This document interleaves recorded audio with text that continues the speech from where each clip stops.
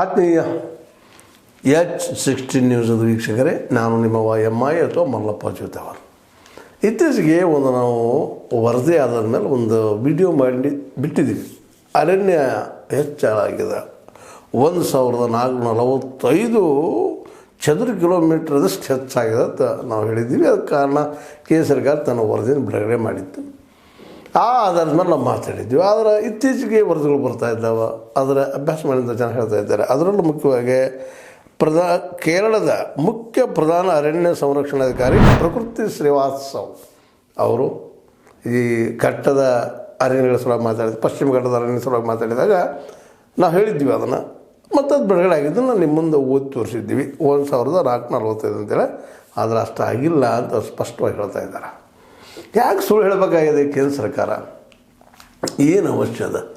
ಯಾಕಂದ್ರೆ ನಾವು ಡೆವಲಪ್ಮೆಂಟ್ ನೋಡ್ತಾ ಇದ್ದೀವಿ. ವಿಶೇಷವಾಗಿ ಘಟ್ಟದ ಏರಿಯಾ ಆಗಿರ್ಬೋದು, ಕಾಡುಗಳನ್ನಾಗಿರ್ಬೋದು, ಕಡಿಯೋದು ಮಾಡೋದು, ಅದನ್ನು ಕುಲ್ಲ ಮಾಡೋದು, ಅಲ್ಲಿ ಕಲ್ಲುಗಳನ್ನ ತಗೊಂಡು ಹೋಗೋದು, ಗ್ರಾನೈಟ್ಗಳನ್ನ ತಗೊಂಡು ಹೋಗುವಂಥದ್ದು, ಖನಿಜಗಳ ಪದಾರ್ಥಗಳನ್ನ ತಗೊಂಡು ಹೋಗುವಂಥದ್ದು, ಅದರಗಳನ್ನು ತಗೊಂಡು ಹೋಗುವಂಥದ್ದು ದಿನನಿತ್ಯ ನೋಡ್ತಾ ಇದ್ದೀವಿ. ಆದರೆ ಈ ಒಂದು ವರದಿ ಬಂದಿತ್ತು 21ರಿಂದ 23 ಭಾಳ ಹೆಚ್ಚಾಗಿದೆ ನಮ್ಮ ಅರಣ್ಯ. 1445 ಚದುರ ಕಿಲೋಮೀಟ್ರ್ ಹೆಚ್ಚಾಗಿದೆ ಅಂತ ಹೇಳಿಬಿಟ್ರು. ನಮಗೊಂದು ರೀತಿ ಖುಷಿ, ಏನಪ್ಪ ಒಳ್ಳೆ ಕೆಲಸ ಮಾಡಿರ್ತದೆ. ಅದನ್ನು ನಾವು ಹೇಳಿಬಿಟ್ವಿ ನಿಮ್ಮ ಮುಂದೆ.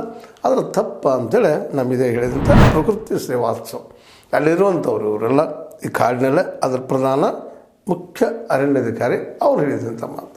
ಅವ್ರ ಜೊತೆಗೆ ಪರಿಸರ ರಕ್ಷಣೆ ಸಂಶೋಧಕಿ, ಅದು ಸಂಶೋಧನೆ ಮಾಡುವಂಥ ಕೃತಿಕಾ ಸಂಪತ್ತಿನವರು, ವನ್ಯಜೀವಿ ರಾಷ್ಟ್ರೀಯ ಮಂಡಳಿ ಮಾಜಿ ಸದಸ್ಯೆ ಪ್ರೇರಣಾ ಸಿಂಗ್ ಇವರು ಸಹ ಅದೇ ಮಾತನ್ನು ಮಾತಾಡ್ತಾ ಇದ್ದಾರೆ. ಇಲ್ಲ, ಸುಳ್ಳು ವರದಿಯನ್ನು ಕೊಟ್ಟಿದ್ದಾರೆ ಅವರು. ಸುಳ್ಳದ ತಪ್ಪದ ಅಂತ.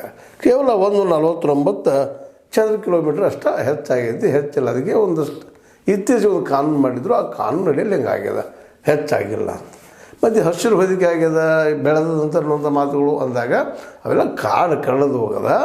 ಅಲ್ಲಿ ಈಗ ಒಂದು ಏನಪ್ಪ ಅಂದ್ರೆ ಕಾಫಿ ತೋಟ, ಚಹಾ ತೋಟಗಳನ್ನು, ಜೊತೆಗೆ ಏನಪ್ಪ ನೀಲಗಿರಿಯನ್ನು, ರಬ್ಬರ, ಅಕೇಶಿಯಾ, ಮಾವಿನ ಗಿಡಗಳನ್ನು ಅಥವಾ ಮಾವಿನ ತೋಪುಗಳನ್ನ, ಅಡಿಕೆ, ತೆಂಗಿನ ಮರ ಇವನ್ನೆಲ್ಲ ಹಚ್ಚಿ ಕಾಡು ಕನ್ನಡ ಅಲ್ಲಿ ಕಾಡಲ್ಲದು ಮ್ಯಾನ್ಮೇಡ್ ಒಕ್ಕಲ್ತನ ಅದು ಈಗ ನಿಮ್ಗೆ ಗೊತ್ತು, ಚಹಾ ಪ್ಲ್ಯಾಂಟರ್ಗಾಯ್ತು, ಕಾಫಿ ಪ್ಲ್ಯಾಂಟರ್ಗಳಿಗಾಯ್ತು ಸಾವಿರಾರು ಎಕರೆ ಭೂಮಿಯನ್ನು ಕೊಟ್ಟು ಅದನ್ನು ಮಾಡೋದಕ್ಕೆ ಒಂದು ವಾಣಿಜ್ಯಕ್ಕೆ ಅನುಕೂಲ ಆಗುತ್ತೆ ಮಾಡಿದ್ದ ನೋಡಿದ್ವಿ.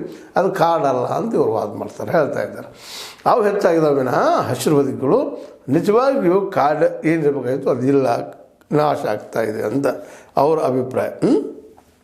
ಈ ಒಂದು ಏನಪ್ಪ ಅಂತಂದರೆ ವಿಷಯದಲ್ಲೇ ಸರ್ಕಾರ ಇದ್ದು ನಿಜವಾಗಿಯೂ ಕಾಡನ್ನು ಉಳಿಸ್ಬೇಕಾಗಿತ್ತಪ್ಪ ಅಂತಂದ್ರೆ ಅದನ್ನು ಮ್ಯಾಪಿಂಗ್ ಮಾಡಿಕೊಂಡು ಮ್ಯಾಪ್ ರೆಡಿ ಮಾಡಿ ಡಿಸ್ಟ್ರಿಕ್ಟನ್ನು ಮಾಡಬೇಕಾಗಿತ್ತು. ಇದನ್ನು ಸುಳ್ಳು ಹೇಳಬಾರ್ದಾಗಿತ್ತು ಅಂತ. ಯಾಕೆ ಸುಳ್ಳು ಹೇಳಬೇಕಾಗಿತ್ತಪ್ಪ ಇದನ್ನು ಅನ್ನುವಂಥ ಮಾತನ್ನು ಅವರು ಮಾತಾಡ್ತಾ ಇದ್ದಾರೆ. ಯಾಕಂತಂದ್ರೆ ಸುಪ್ರೀಂ ಕೋರ್ಟ್ ಹೇಳಿತ್ತು ಕಾಡು ಎಷ್ಟು ಹೆಚ್ಚಾಗಿದೋ ಅಥವಾ ಕಡಿಮೆ ಆಗಿದೆ ಅಂತ ತೋರಿಸಂತ ಹೇಳಿದಾಗ ಎಷ್ಟು ಕಡಿಮೆ ಆಯಿತು ಅನ್ನೋದನ್ನು ಹೇಳುವಲ್ಲೇ ಇವೆಲ್ಲ ವಿಷಯಗಳನ್ನು ತೊಗೊಂಡು ಹೆಚ್ಚಾಗಿದೆ ನಮಗಂತೇಳಿ ದಿಶಾಬಲ್ ಮಾಡುವಂಥ ಕೆಲಸ ಮಾಡಿದರೆ ಕಾಡು ಬಂದು ನಾಶ ಆಗಲಿಕ್ಕೆ ನಾಶ ಆಗ್ಯದನ್ನು ಸ್ಪಷ್ಟ ಅನ್ನುವಂಥ ಮಾತನ್ನು.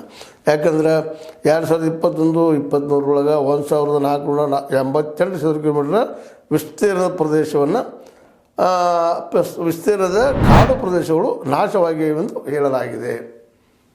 ಯಾವಾಗಲಿದು 2021-23 1482 ಚದುರ ಕಿಲೋಮೀಟ್ರ್ ವಿಸ್ತೀರ್ಣದ ಸರ್ಕಾರಿ ಪ್ರದೇಶದಲ್ಲಿರುವ ಅಧಿಸೂಚಿತ ಕಾಡುಗಳು ನಾಶವಾಗಿವೆ ಎಂಬ ವರದಿಯಲ್ಲಿ ಹೇಳಲಾಗಿದೆ. ಆದರೆ ಕಾರಣವನ್ನು ಮಾತ್ರ ವಿವರಿಸಿಲ್ಲ. ಕಾರಣ ಇದಕ್ಕೆ ಹೋತು, ಏನಾಯ್ತು ಅದನ್ನು ಹೇಳಿಲ್ಲ. ಇದು ಹೆಚ್ಚಾಗಿದೆ ಅಂತ ಹೇಳಿದರು, ಬಟ್ ನಾಶ ಆಗಿದ್ದ ಅದನ್ನು ಹೇಳಿಲ್ಲ.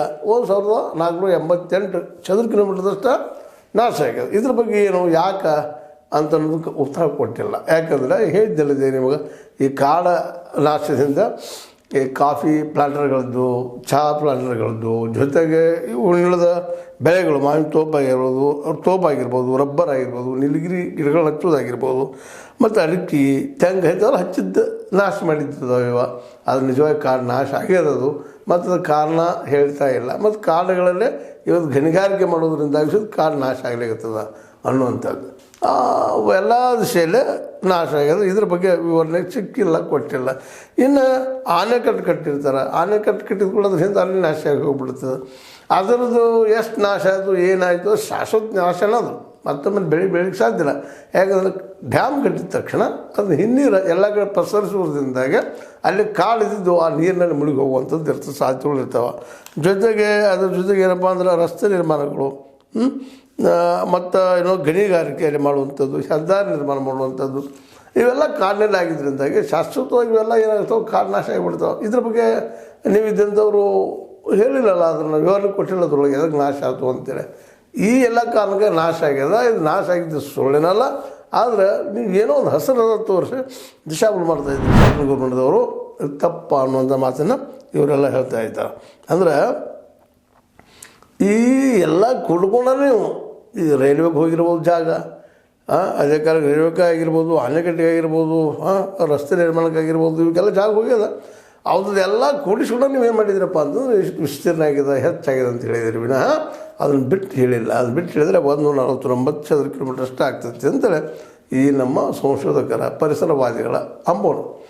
ಇದನ್ನಾಗಿ ಇವತ್ತು ಮತ್ತೆ ಚರ್ಚೆಗೆ ತೊಗೋಬೇಕಾಯ್ತಪ್ಪ ಅಂತಂದ್ರೆ ಜನಕ್ಕೆ ಏನಾಗ್ತದಪ್ಪ, ಇತ್ತೀಚೆಗೆ ಜನ ಯಾವ್ದು ನಂಬಬೇಕು ಯಾವ್ದು ಬಿಡಬೇಕು ಅನ್ನೋ ಸ್ಥಿತಿಯೊಳಗೆ ಬಂದು ನಿಂತುಬಿಟ್ಟಿದ್ದಾರೆ.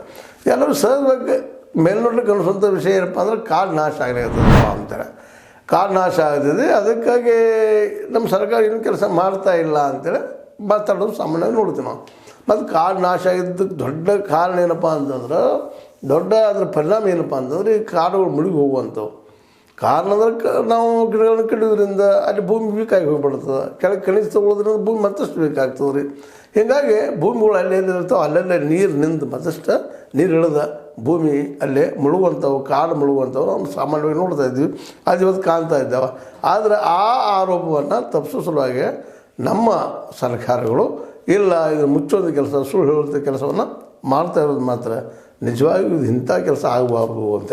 ಯಾಕಂದರೆ ಈ ನಾಡು ಕಾಡು ಎಲ್ಲ ನಮ್ಮದು ರೀ, ನಮ್ಮ ಜನರದು, ನಮ್ಮ ಮುಂದಿನ ಜನಾಂಗಕ್ಕೆ ಬೇಕಾದಂಥದ್ದು. ಇದ್ರ ಬಗ್ಗೆ ಸುಳ್ಳು ವರದಿಗಳು ಕೊಟ್ಟರೆ ಅದು ಸತ್ಯ ಆಗ್ತದೇನೋ.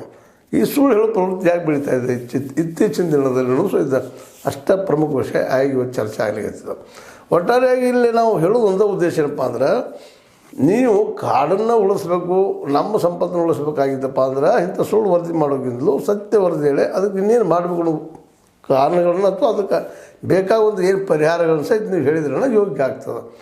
ಹೌದು, ಅನಿವಾರ್ಯತೆ ಡೆವಲಪ್ಮೆಂಟ್ ಮಾಡೋ ಸಲುವಾಗಿ ಕೆಲವೊಮ್ಮೆ ಅನಿವಾರ್ಯವಾಗಿ ನಾವು ಕಾಡನ್ನು ಕಡಿಬೇಕಾಗ್ತದೆ, ನಾಡು ಮಾಡೋ ಮುಂದೆ ಆಗ್ತದೆ ಅನಿವಾರ್ಯವಾಗಿ ಡೆವಲಪ್ ಆದಂಗೆ. ಅವರನ್ನೆಲ್ಲ ಕ್ಲಿಯರ್ ಕಟ್ಟಾಗಿ ತಿಳಿಸಿ ಮಾಡಿದರೆ ಉತ್ತಮ. ಅದೇನೋ ಆಗಲಿ, ಈ ಒಂದು ಉತ್ಪ್ರೇಕ್ಷದ ಒಂದು ವಿವರಣೆಗಳೇನದಲ್ಲ ಇವು ಮುಂದಿನ ದಿನದಲ್ಲಿ ಬರೆದಿದ್ರೆ ಭಾಳ ಒಳ್ಳೆಯದು. ಯಾಕಂದರೆ ಜನ ಪಾಪ ನಂಬ್ತಾರೆ, ಇಲ್ಲ ಪತ್ರಿಕೆಗೆ ಬಂದದಪ್ಪ ಒಂದಿದಲ್ಲಿ ಬಂದದ ಅದು ಒಂದು ಮೀಡಿಯಾ ಮಾಡ್ತಾಯಿದೆ ಅಂದ್ರೆ ಸತ್ಯ ಇರ್ಬೋದು ಅಂತೇಳಿ. ಆ ಕಾರಣಕ್ಕಾಗಿ ಕೆಲವೊಮ್ಮೆ ಏನಪ್ಪ ಅಂತಂದ್ರೆ ಅನಿವಾರ್ಯವಾಗಿ ಸುಳ್ಳುಗಳು ಸಹಿತ ನಾವು ಬಿತ್ತರಿಸುವಂಥ ವಿಷಯಗಳು ಬರ್ತಾವೆ. ಆದರೆ ಈ ಸುಳ್ಳುಗಳು ಇಂದಿನ ಹೊರಗೆ ಬರುವಂಥದ್ದು ಗ್ಯಾರಂಟಿನ, ಸತ್ಯ ಉಳಿಯುವಂಥದ್ದು. ಅದಕ್ಕಾಗಿ ನಾವು ಇಲ್ಲಿ ಹೇಳೋದಪ್ಪ ಅಂತಂದ್ರೆ ಭಾರತ ಅರಣ್ಯ ಸ್ಥಿತಿಗತಿ 2023 ವರದಿಗೆ ಆಕ್ಷೇಪ ವ್ಯಕ್ತಪಡಿಸ್ತಾ ಈ ತಪ್ಪದ ಸುಳ್ಳುಗಳನ್ನ ಹೇಳ್ತಾ ಇದ್ದೀರಿ. ಇಂಥ ಸುಳ್ಳು ಬಿತ್ತರಿಸ್ಲಿಕ್ಕೆ ಹೋಗ್ಬೇಡ್ರಿ, ಹೇಳಿಕ್ಕೆ ಹೋಗ್ಬೇಡ್ರಿ. ಆ ವರದಿ ಮೇಲೆ ನಮ್ಮಂಥವ್ರೊಂದಿಷ್ಟು ವೀಡಿಯೋ ಮಾಡಿ ಇಲ್ಲಪ್ಪ ಒಳ್ಳೆ ಕೆಲಸ ಮಾಡ್ಲಿಕ್ಕೆ ಅನ್ನುವಂಥ ಸುಳ್ಳು ಏನಪ್ಪ ಅಂತಂದ್ರೆ ಬೆಂಬಲ ತೆಗೆದುಕೊಳ್ಳೋಕ್ಕಿಂತಲೂ ಸತ್ಯವನ್ನು ಹೇಳಿ ಮತ್ತು ಅದಕ್ಕೆ ಪರಿಹಾರಗಳನ್ನು ಚರ್ಚೆ ಮಾಡಿ, ಅದರಲ್ಲೂ ಅದು ತಜ್ಞರಿದ್ದಾರೆ, ಅದರಲ್ಲೇ ಪರಿಸರವಾದಿಗಳಿದ್ದಾರೆ, ಅವರೆಲ್ಲ ವಿಶ್ವಾಸ ತೆಗೆದುಕೊಂಡು ಮಾಡಿದರೆ ಉತ್ತಮ. ಏನೂ ಇರಲಿ, ಈಗಾಗಲೇ ಇದು ಬಂದು ಹೋಗಿದ್ದೀನಿ ಸುಳ್ಳಲ್ಲ, ನಾವು ಅದನ್ನು ನಿಮ್ಮೊಂದಿಗೆ ಚರ್ಚೆ ಮಾಡಿದ್ದೀವಿ ಸುಳ್ಳಲ್ಲ. 1445 ಚದರ ಕಿಲೋಮೀಟರ್ಷ್ಟು ವಿಸ್ತಾರ ಆಗಿ ಹೇಳಿದ್ದೀವಿ. ಅದರದ್ದು ಆಗಿದ್ದಷ್ಟೇ 149 ಚದರ ಕಿಲೋಮೀಟರ್ ಅಷ್ಟೇ ಪ್ರದೇಶ ಹೆಚ್ಚಳಾಗೈತಿ. ಅದು ಹೆಚ್ಚಾಗೋ ಕಾರಣ ಅಂದ್ರೆ ಮತ್ತೊಮ್ಮೆ ಹೇಳುವಂಥದ್ದು, ಈ ರಬ್ಬರ್, ನೀಲಗಿರಿ, ಅಕೇಶಿಯಾ, ಆಲಿತೋಪ, ಅಡಿಕೆ ಮತ್ತು ತೆಂಗಿನ ಗಿಡಗಳನ್ನು ಹಚ್ಚಿದ್ದು, ಜೊತೆಗೆ ಕಾಫಿ ಮತ್ತು ಟೀ ಪ್ಲಾಂಟೇಷನ್ ಮಾಡಿದ್ದು. ಇವುಗಳಿಂದ ನಮ್ಮ ಹೆಸರು ಕಾಣದಿತ್ತು ವಿನಃ ಕಾಡು ಬೆಳೆದಿಲ್ಲ. ಇದು ಸುಳ್ಳು ವರದಿ ಅಂಥೇಳಿ ನಾವು ನಮಗೆ ಸಿಕ್ಕಂಥ ಆಧಾರದ ಮೇಲೆ ಪ್ರಕೃತಿ ಶ್ರೀವಾತ್ಸವ್ ನಮ್ಮ ಸಂರಕ್ಷಣಾಧಿಕಾರಿ, ಜ್ಯೋತಿ ಸಂಶೋಧಕ ಕೃತಿಕಾ ಸಂಪತ್ ಮತ್ತು ವನ್ಯಜೀವಿ ರಾಷ್ಟ್ರೀಯ ಮಂಡಳಿಯ ಮಾಜಿ ಸದಸ್ಯ ಪ್ರೇರಣಾ ಸಿಂಗ್ ಅವರ ಅಭಿಪ್ರಾಯಗಳನ್ನು ತಮ್ಮ ಮುಂದೆ ಹೇಳಿದ್ದೀವಿ. ದಯವಿಟ್ಟು ತಾವು ಇದನ್ನು ಮತ್ತೆ ಮರುಪರಿಶೀಲಿಸಬೇಕು ಮತ್ತು ಸುಳ್ಳುಗಳನ್ನು ನಂಬಲಿಕ್ಕೆ ಹೋಗಬಾರ್ದು. ಮತ್ತು ನಿಮಗೆ ರಿಕ್ವೆಸ್ಟ್ ಮಾಡಿದ್ರೆ ಈ ಮಾತು ಮುಗಿಸ್ತಾ ಇದ್ದೀನಿ. ಲೈಕ್ ಮಾಡಿ, ಶೇರ್ ಮಾಡಿ, ಕಮೆಂಟ್ ಮಾಡಿ, ಜೊತೆಗೆ ಸಬ್ಸ್ಕ್ರೈಬ್ ನಿಲ್ಲಿಸ್ಕೋಬೇಡ ಅಂತ ಹೇಳ್ತಾ S16 ನ್ಯೂಸ್ ಅರ್ಥಾತ್ ಹೇ ಸೀತಾರಾಮ್, ಸತ್ಯದ ಕೈಗಳಲ್ಲಿ ವಂದನೆಗಳು.